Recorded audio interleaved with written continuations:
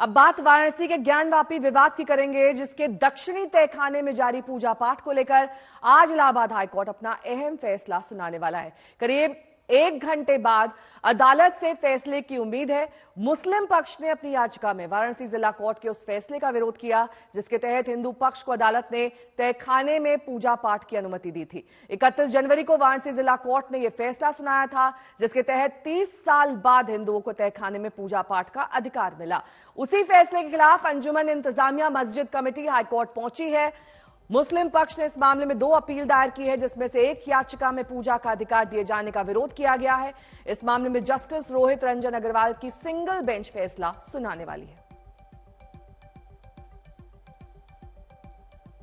आशीष श्रीवास्तव मेरे सहयोगी जुड़ गए हैं तमाम जानकारी के साथ। आशीष, क्या उम्मीद की जा रही है इस फैसले से, क्योंकि अब से कुछ ही देर बाद जब ये फैसला आएगा, जाहिर तौर पर वो पक्ष जो लंबे समय से इस विवाद को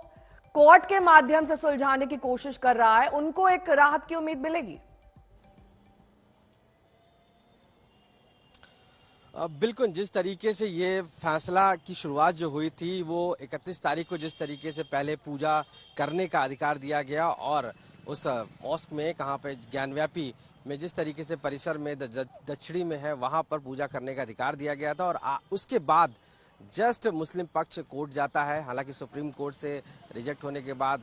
इलाहाबाद हाई कोर्ट पहुंचता है और वहां पर इस बात को पिटीशन दायर करता है कि वो चीजें यानी कि जो की जा रही हैं वहां पर वो ठीक नहीं, इसको स्टे लगाया जाए, रोका जाए। और इसी की बहस पूरी हुई है दोनों पक्षों की तरफ से, हिंदू पक्ष की तरफ से भी और मुस्लिम पक्ष की तरफ से भी, और आज उसका फैसला सुनाया जाना है। बहुत महत्वपूर्ण ये फैसला होने वाला है, क्योंकि जिस तरीके से ये फैसला आने वाला है उसमें माना जा रहा है, मुस्लिम पक्ष ने साफ ये कहा था कि जिसने वाद दायर किया है वो वाद बनता ही नहीं है, इस तरीके की बातें कही थी। यहाँ तक जो कोर्ट का फैसला था, यानी जिला कोर्ट का जो फैसला था बनारस का, उसको चैलेंज करते हुए कहा था कि डीएम को वहां पर रिसीवर बनाया गया है, जिनको नहीं बनाया जा सकता है वो पहले से ही वहां के जो काशी विश्वनाथ मंदिर है उसके ट्रस्ट के वो सदस्य हैं। इस तरीके की जो आर्ग्यू था वो किया गया था कोर्ट में, और इसके साथ साथ ये भी कहा गया था कि जिस तरीके से व्यास ने अपने इसको सौंप दिया था पूजा के अधिकार को ट्रस्ट को, तो उनको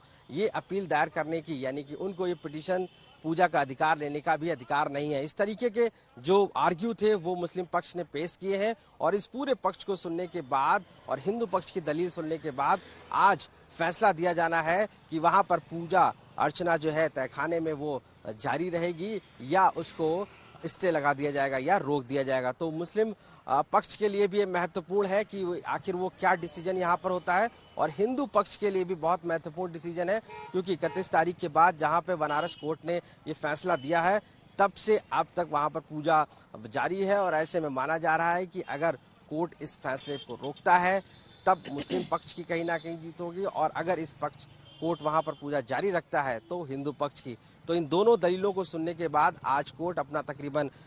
1 घंटे बाद यहाँ पर फैसला जो इलाहाबाद हाई कोर्ट है वहां पर सुनाएगा, और उसके बाद ही आगे की प्रक्रिया शुरू की जा सकेगी। लेकिन जो माना जा रहा है कि हिंदू पक्ष ने 1993 से लेकर जिस तरीके से व्यास तहखाने की बात कही थी और ये कहा था कि वहां से पूजा होती आई थी, और उसके बाद जब कोर्ट ने, जिला कोर्ट ने बनारस की आदेश दिया और ये कहा कि वहां पर पूजा की जानी चाहिए, क्योंकि सर्वे रिपोर्ट के बाद तहखाने को खोला गया।